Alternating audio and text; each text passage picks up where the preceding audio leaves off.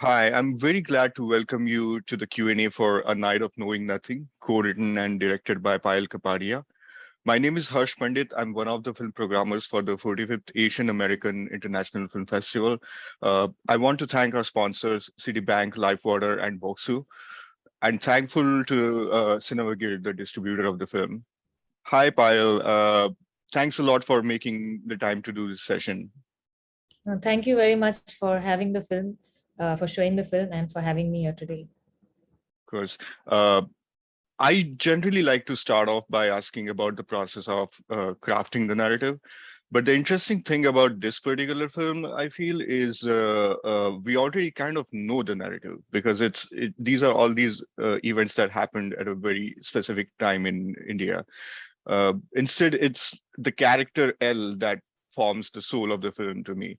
So I was wondering if you can take us through the process of constructing this character that is so entangled with India's immediate history.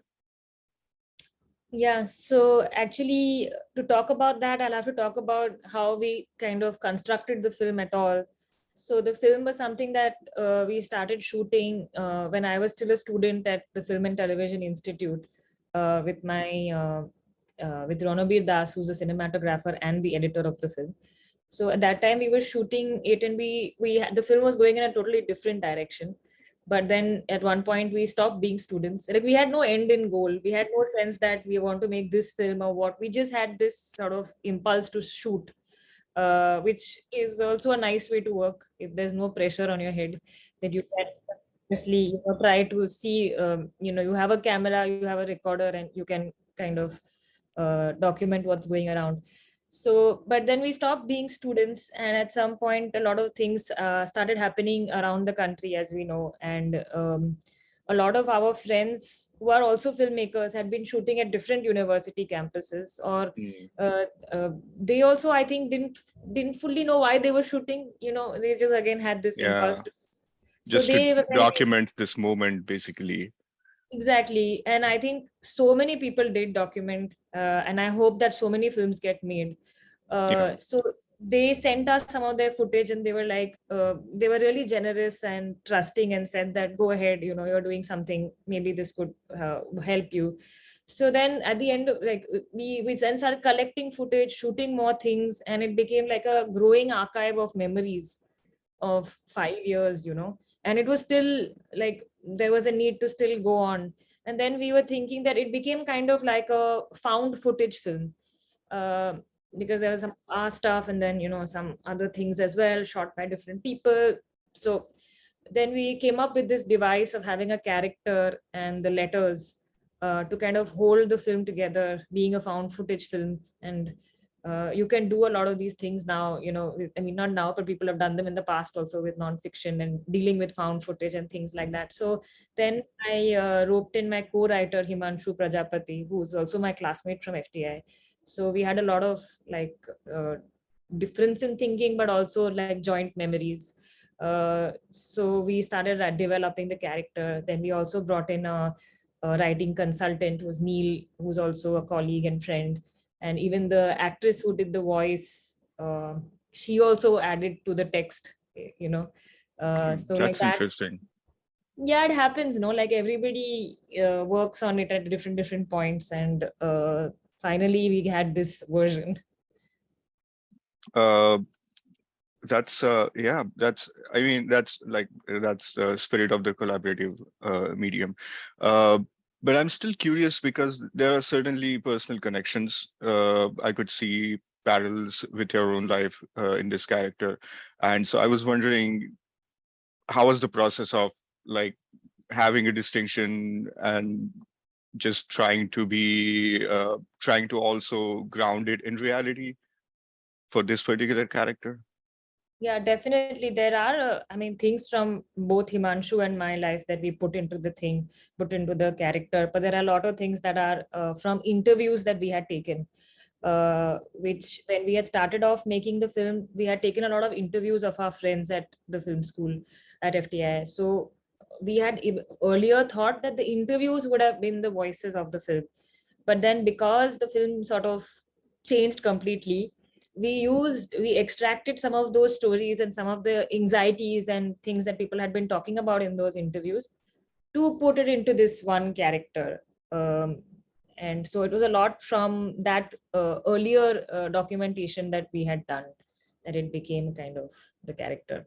And there's a kind of a difference between the filmmaker and the character, because there is another layer of voice, which is the text.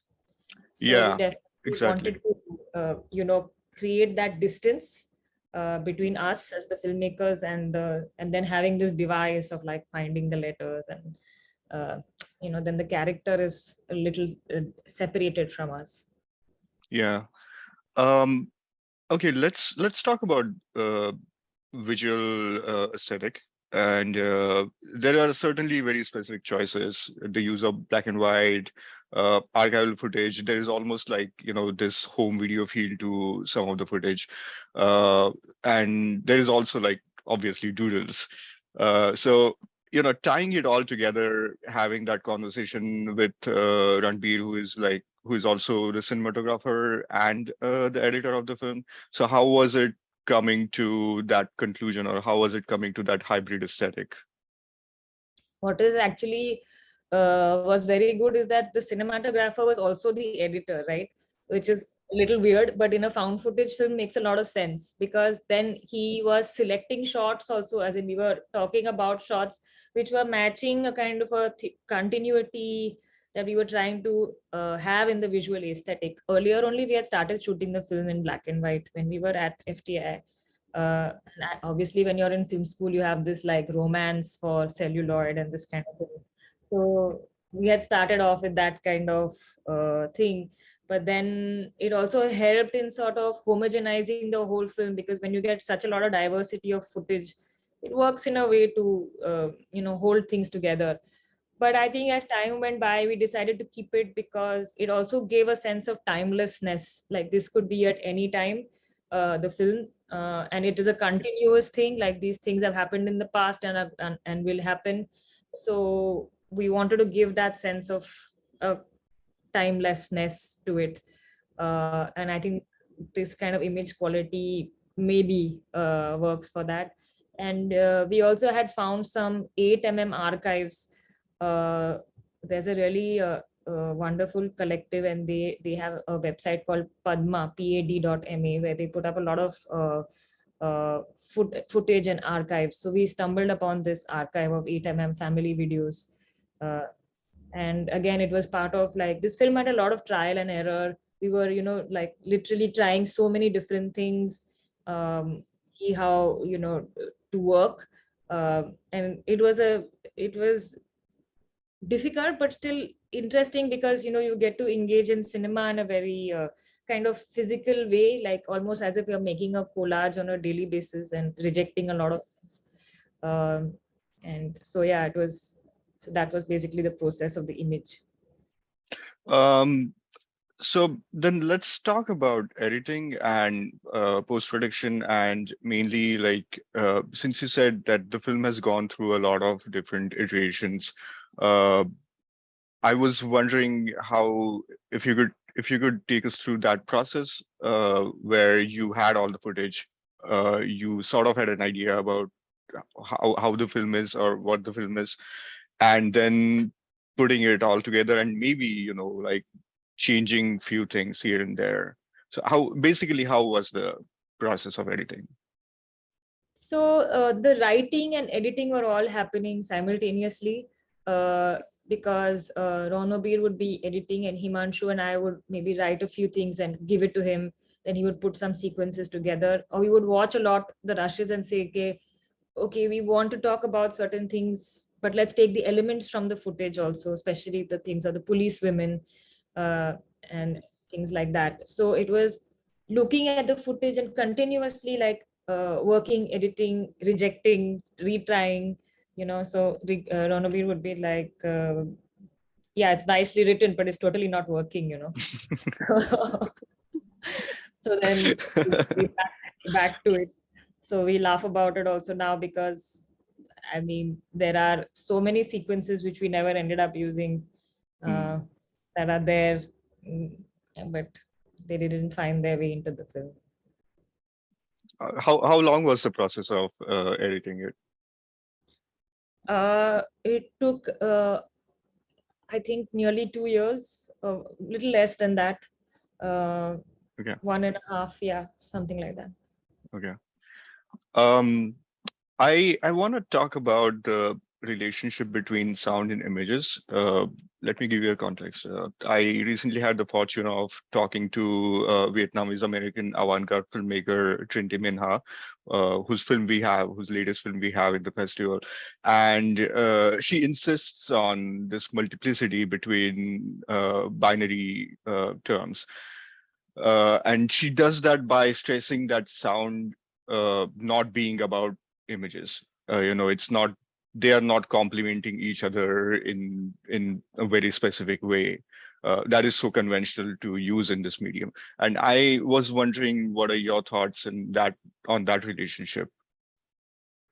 Yeah, I think that is a way of working that really excites me, because I think the human mind has the ability to make meaning out of seemingly disjointed things, and that's what basically editing is about. So I was wondering also, how sound can also do that. Like, if you have a certain image and the sound is not illustrative of that image, but works to add another layer, then how does the some of these parts manifest in the viewing experience?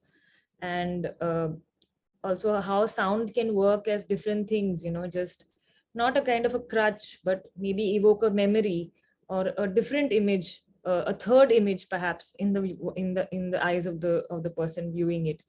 And sound is something that we really feel, like, it's, you watch any film without sound, the feelings are not, I feel that sound is very evocative, because it really kind of is able to touch you in a way. I was at this, I know this is something that most people would know perhaps, but something that Lucretia Martel says in most of her master classes about sound and how she uses sound, is that, like, a cinema is like a swimming pool, and the waves of the sound are like ripples that you feel when, if somebody jumps on, to another side of the pool. And Yeah, that's right, because sound is physical, it's actually penetrating into your ears as yeah. waves, while the image is something that's distant. So yeah, these were some of the ideas that were going on in my head. That's interesting. I want to talk about some of the recurring elements in your filmography. There is this approach I feel, there is there are attempts to form intimacy with the viewers, and to me that's like, that is a way of embracing that subjectivity that blurs the line between reality and fiction. So do you have a distinction between reality and fiction when you're crafting a film, when you're constructing a narrative? I think more and more I'm beginning to try to not think in these terms of, fiction and like non-fiction. But I don't know, I think it was Godard maybe who said it, like, think about fiction as non-fiction and non-fiction as fiction. Or maybe I'm wrong who said it, but I like this line. Uh, but, like, because right now I'm working on my fiction film, and there's so many things you can think about, as non-fiction elements uh, in the construction of that as well, which can really open, these ideas of constructed narratives. So I think more and more I'm thinking, like, there are so many filmmakers that do this so well, right? So blurring the line between fiction, and this is the kind of cinema that really excites me, whether it is, say, like a film like Miguel Gomez's Arabian Nights, or uh, even the latest film that he's done. It's got this blurring of fiction and non-fiction, or Chris Marker, for example, or so I find uh, this kind of fluidity between the spectrum. Let's think of it as a spectrum, and we are somewhere on this spectrum of fiction and non-fiction. Because at the end of the day, this idea that documentary is a very objective thing is, come on, it's like we all know that it's totally farcical. Yeah, Yeah, And it's not. I mean, whenever you have whenever you are presenting a narrative, you have an inherent subjectivity embedded into it. Yeah.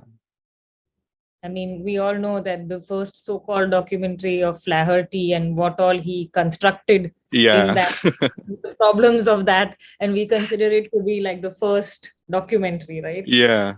So, I mean, I think we should like free ourselves also. It's so liberating to not be so strongly in these, you Binary know, terms, basically. binaries. Again, Yeah, yeah. yeah. Um, Another recurring element is doodles, or in some cases, special effects. I'm thinking about earlier films where you have these elements coming in, and I'm always like thinking about metaphysics when I start seeing the doodles, and like there's generally really poetic verses attached to them. Uh, and I was wondering about those designs. Are they always on your mind from the beginning, or and when you come up to them, do you know which moments they're going to go in with? I do like to use drawings, and sometimes, um, but they're different in every film and why I've put them. Of course, when I'm doing it, I don't have like a very clear sense of why exactly I want them. It's just a desire, and then I start making sense of it later on. But I like to think of it again as a kind of a voiceover without speaking, a kind of a thought that could add something to the thoughts that are already in the film, but maybe not be spoken. So sometimes it works and sometimes it totally fails. But in this particular film, I we wanted to really have a kind of a sense of an object, uh, like a physical letter, or a physical, some kind of physicality of these objects that were found, which is why the drawings and the text written also uh, became part of it. So it adds to that uh, kind of a world that we were creating, you know. Yeah, it's sort of it. Yeah, it does create a material object, and we are like, it's like a window through which we are looking into her life, and basically speculating in a lot of ways what she means, and what she may be going through. um I want to talk about that in a way, like these FTII protests are now like a precedent for later larger movements like Shaheen Bagh and farmers protest. And so that really makes this film sort of a time capsule. And was that something on your mind during the post-production? And was it, did it, did it affect your way of approaching this film, like all the things that were going on in the country? I mean, all the things that are going on are always affecting us. So I think, Yeah, um, that's true. and we went through a really difficult time also of COVID, and all, you know, this entire past few years has been extremely difficult. And with this film, though, we our entry point was actually being students at FTI, right? So that was kind of, um, that that was the way we could approach it, because all of us working on it were students at FTI. Protests have happened before also, it's not new to our country. But this was kind of because we were there, and you know, it was very much part of our lives, and through that it became a way to talk about public universities. uh, and we wanted to talk about public universities and the need for public universities, and historically why they were set up, and you know, to correct certain economic and social wrongs in our society. Of course they failed in many ways also, but in some ways they were also successful. And why we feel as the filmmakers that it's important to protect these spaces. Also historically also, public university spaces have been spaces of resistance um, throughout the history of this country, and I really hope that they continue to be so. And that's why we, and generally, like, it's public university system um, what it's been able to provide to so many of us has been, I think, would not have been possible if they were not there. So yeah, that was basically the larger idea of the film. Um, yeah, I think this is the kind of film that actually we could add a lot to, continue to keep making, but at some point you have to also stop and say, okay, this is what it is. Yeah, that's very. I think that makes a lot of sense looking at the ending of the film, and I was thinking about how you arrived at that ending because we already see that uh, that particular meeting that happens. We already see that earlier in the film, but then towards the end we get glimpses of a different kind of conversation happening in that meeting. And so how was it for you to arrive to that conclusion? Was it something that you wrote initially, and was that an end that you all had in mind, or did it evolve out of the process? Yeah, you're right. That was a speech that was given by my friend Nachimutu when he was trying to motivate the new students who had just come into campus, you know, to kind of uh, contextualize what it means Yeah. to be in a space like this. And Uh, basically keep it going, what the goal they were working towards. yeah, and moving forward in a sense. So, but interestingly, that was the one sequence we always knew was the end. It was what we started with. Uh, I really liked how Nachimutu speaks and what he was saying, and uh, so that from the very beginning, that was some of the things we had shot much earlier on, and we felt that we this was a very good kind of thing to end with.